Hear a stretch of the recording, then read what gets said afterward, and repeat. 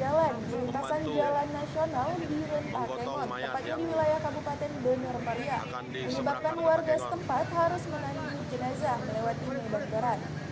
Jenazah yang ditandu merupakan warga asal Ronga-Ronga Bener Meriah yang hendak dikebumikan di wilayah Kabupaten Aceh Tengah. Rusaknya jalan di lintasan nasional itu salah satunya di kawasan Kampung Rumah Besi, Kecamatan Gajah Putih, yang putus akibat bencana banjir bandang 3 pekan lalu.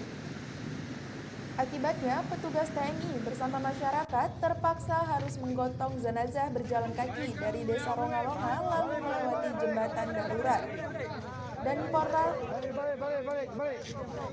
Dan Pos Ramil 03 Timang Gajah, Pelda Riawan mengatakan jenazah tersebut merupakan masyarakat dari Desa Ronga-Ronga dan hendak dimakamkan di Kabupaten Aceh Tengah.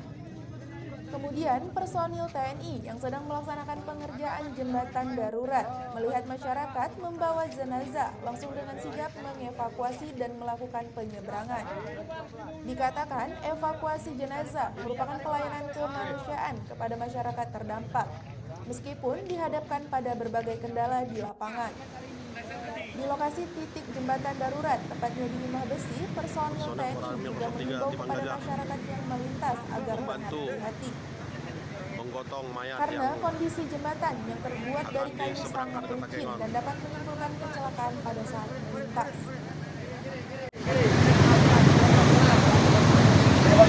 Ini